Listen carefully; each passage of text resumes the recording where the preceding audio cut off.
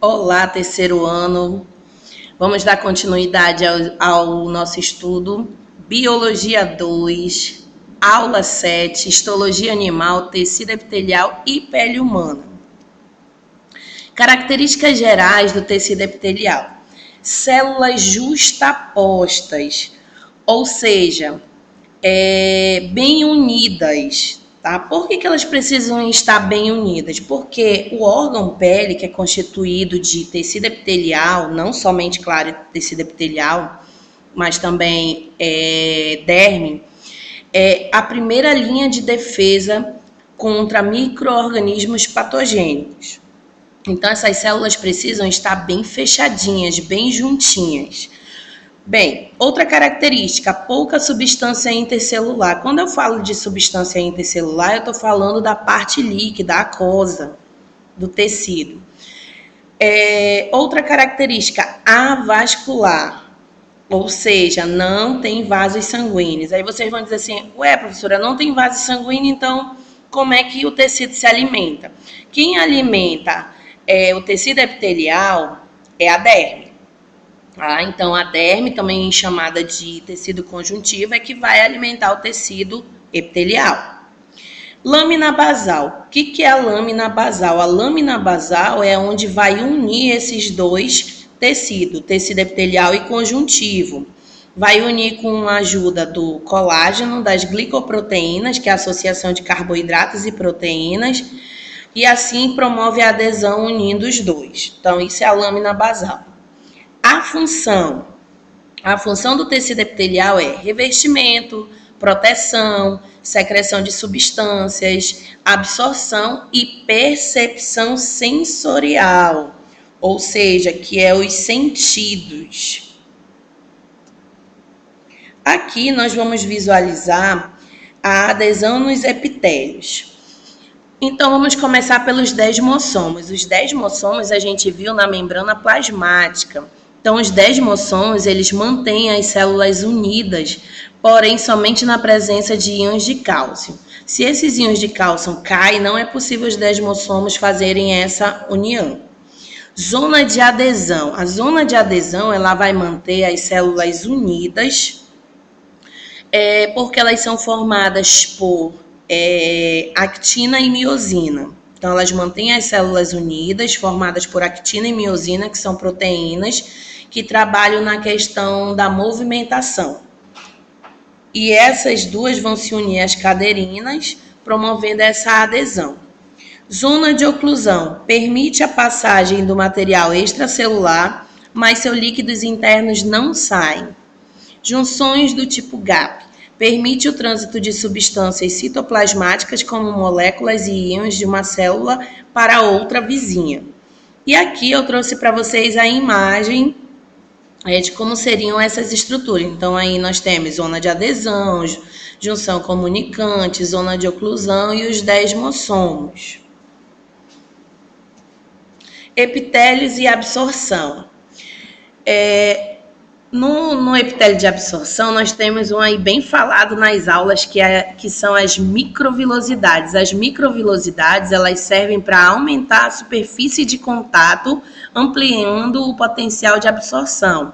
Ou seja, quando nós temos aí as células do intestino delgado sem essas microvilosidades, o alimento ele pode passar entre o meio das células, ou seja, sem esbarrar em nenhuma célula, e assim a célula não consegue se alimentar. Então, olha como o nosso corpo ele é inteligente, lembrando que as células são vivas, tá? Então, as células se especializaram de uma forma originando essas microvilosidades que lembram microdedinhos para conseguir pegar uma maior quantidade de nutrientes. E vocês vão encontrar isso, como eu já falei anteriormente, essa especialização aí em células do intestino delgado, que é onde ocorre a maior parte da absorção dos nutrientes. Epitélios de revestimento. E aí nós vamos trabalhar aí mostrando quanto a forma e o número. Então, observem bem que nós vamos ter aí células escamosas, que são achatadas e elas unem-se umas às outras como ladrilhos. Células cúbicas, que tem aí esse formato aí cuboide, ou seja, quadradinho, que são encontrados, por exemplo, nos ovários. Nós vamos ver também as cilíndricas ou prismáticas, que são células alongadas que são encontradas, por exemplo, no intestino, e as de transição. Por que de transição? Porque quando ela está contraída, ela tem uma forma, e quando ela está distendida, ela tem outra forma. Um exemplo aí é a nossa bexiga. A nossa bexiga, ela tem essas células de transição. Depois, nós vamos verificar aí a questão do número. Então, nós vamos ter epitélio simples ou monoestratificado, o nome já está dizendo, apenas uma camada. Um exemplo aí é o que reveste o endotélio, ou seja, o revestimento dos vasos sanguíneos internamente. Epitélio estratificado ou pluriestratificado. Quando eu falo de estrato, eu estou falando de várias camadas, tá? Então, epitélio estratificado ou pluriestratificado é aquele que possui várias camadas. Epitélio pseudoestratificado. Pseudo significa falso. Então, por que ele tem esse nome? Porque ele é um epitélio que ele é constituído de apenas uma única camada de células. Porém, como essas células têm tamanhos diferentes, ele dá a sensação de ter mais de uma camada. E daí o nome pseudoestratificado. Aqui eu trouxe essa imagem para vocês que está na página 60 do livro de vocês, mostrando aí epitélios formados por uma camada de célula, que nós vamos ver aí o pseudoestratificado, o simples pavimentoso, o simples cúbico e o simples prismático com seus respectivos exemplos.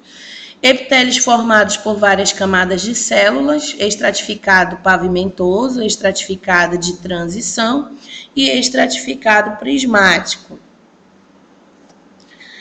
A seguir, nós vamos falar de epitélio glandular. Os epitélios glandulares são tecidos com função secretora, que constituem órgãos especializados chamados de glândulas.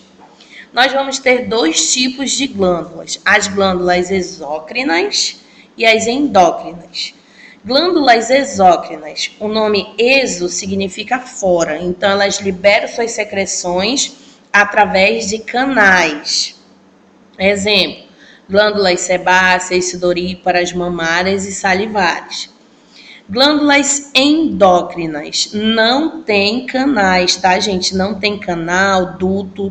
Endo significa dentro. Libera suas secreções direto na corrente sanguínea. Exemplo, hipófise, que é conhecida também como a glândula mestre, tireoide, os ovários. Glândulas anfícrinas ou ditas mistas. Lembra que esse anfi significa dupla. Então, ela vai apresentar uma porção exócrina e uma porção endócrina. E aí eu trouxe para vocês o pâncreas, que é um exemplo clássico da biologia. A porção exócrina do pâncreas é quando ele libera o suco pancreático que vai atuar na digestão. E a porção endócrina é quando o pâncreas libera insulina e glucagon. Só para lembrar que a insulina age quando você se alimenta e o glucagon ele age no intervalo das refeições. Epiderme. A pele humana atualmente é considerado o maior órgão do corpo humano e é formado por duas camadas distintas, firmemente unidas entre si, a epiderme e a derme.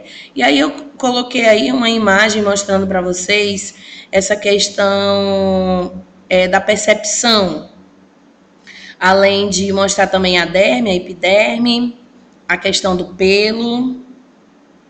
E aqui nós vamos ver os receptores sensoriais da pele. Então nós vamos ver aí o primeiro, disco de Merkel, pressão superficial. Então observem que a gente tem um determinado tipo de pressão dependendo do que nós vamos manusear. Existem objetos que têm que ser com delicadeza e existem objetos que você precisa manusear com mais força. Então, o disco de Merkel é essa pressão aí superficial, é o toque, tá? Terminal de Ruffini, nós vamos ter aí a questão do calor.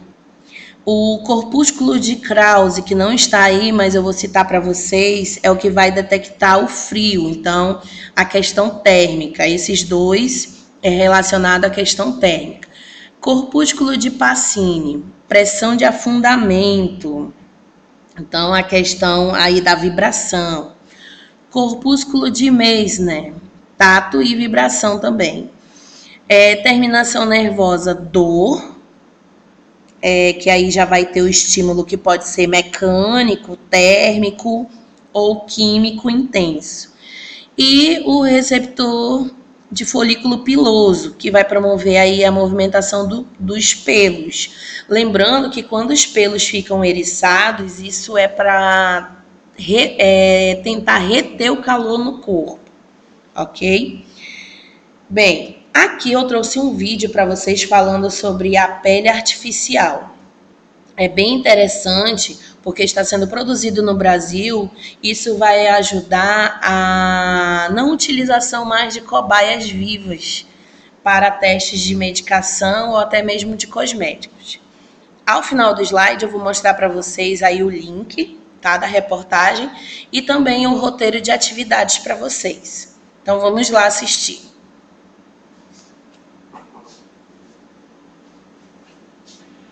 Foi inaugurado esta semana no Rio o primeiro laboratório do Brasil que produz pele humana para testes de produtos industrializados. Cássio, e as amostras são uma alternativa ao uso de animais como cobaias.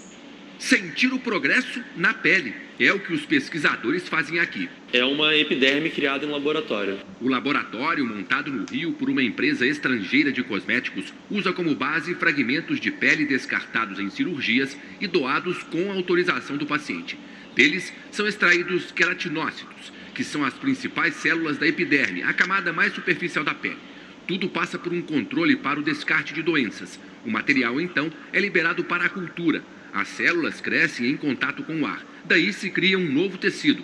O processo todo dura 17 dias. Nós fazemos todo um processo de teste de qualidade para comprovar que as células nessa epiderme estão vivas e que também essa epiderme ela tem todas as camadas da nossa própria epiderme, da nossa pele. A pele de laboratório é usada no teste de produtos, o que pode diminuir a utilização de cobaias. E chega em boa hora. É que uma resolução do Conselho Nacional de Controle de Experimentação Animal, o CONSEA, vai regulamentar os testes científicos. De acordo com a resolução do CONSEA, a partir do dia 24 deste mês, o uso de cobaias deverá ser substituído sempre que houver um método alternativo. Daí a importância da tecnologia desenvolvida aqui. Isso não significa que vai ser proibido o uso de de animais em todos os experimentos.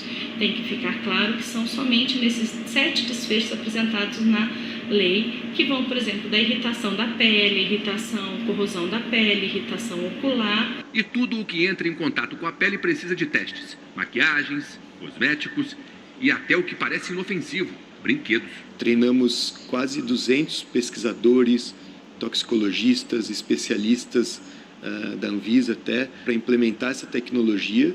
E hoje ela está disponível para qualquer empresa que queira implementar os métodos alternativos para atender a regulamentação. Então esse foi o vídeo, gente. Aqui Foi inaugurado. Só um minutinho. Só um minutinho.